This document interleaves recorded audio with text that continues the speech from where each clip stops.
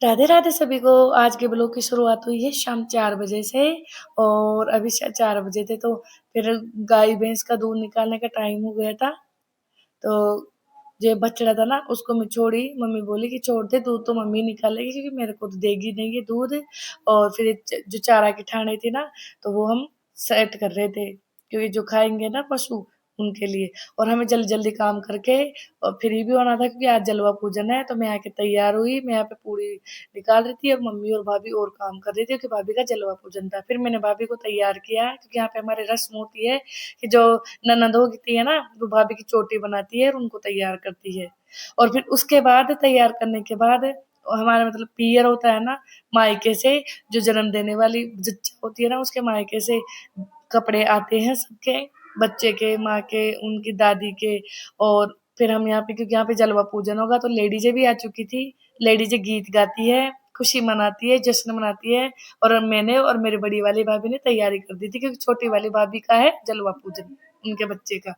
और जलवा पूजन के बाद है ना जो ऐसे मतलब ऊपरली अफवाहें होती है ना उन चीजों का डर खत्म हो जाता है। यानी बाहर निकल सकते हैं जच्चा और बच्चा दोनों। ऐसे तो हमारे बाहर नहीं निकलते क्योंकि सेपरेट ही एक ही रूम में रहते हैं वो जच्चा और बच्चा, और उनको अकेला बिल्कुल नहीं छोड़ते, बहुत ध्यान रखते हैं। फिर मैंने ना बांदरवाल बनाई क्योंकि जच्चा का रूम होता है ना जो जापे वाली होती है उसके रूम के आगे नीम के पत्तों की माला बनाई जाती है, जो मतलब उसको बांदरवाल बोलते हैं ऐसे तो, और देसी लैंग्वेज में। तो ये बांदरवाल बनाई मैंने और सातिया भी लगाए जाते हैं, मैंने सातिया भी लगाए ताकि भगवान से प्रार्थना की कि जच्चा बच्चा दोनों ठीक रहे। फिर इसके बाद वो तैयार होके आ रही है, उनको बिठाएंगे क्योंकि और इनको लाने का रस्म ये होती है कि उनकी जो बड़ी जेठानी होती है ना वो लेके आती है। और चित्रांश ना वैसे तो देवर को बनाया जाता है, पल्लू पकड़ाया जाता है, लेकिन कोई था ही नहीं इनके देवर छोटा, तो चित्रांश ही था तो भांजे को ही बना दिया गया कि कोई भी लड़का हो जो पकड़ लेगा।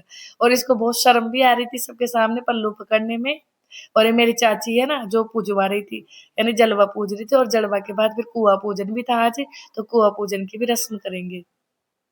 फिर जल्दी-जल्दी ये रस्म हो रही थी और जो ये लेडीज़ गीत गा रही थी और बच्चे इधर से उधर से मतलब जश्न मना रहे थे एक तरीके से। फिर चाची एक मतलब एक फेरा घुमाया भी जाता है कलश के चारों तरफ।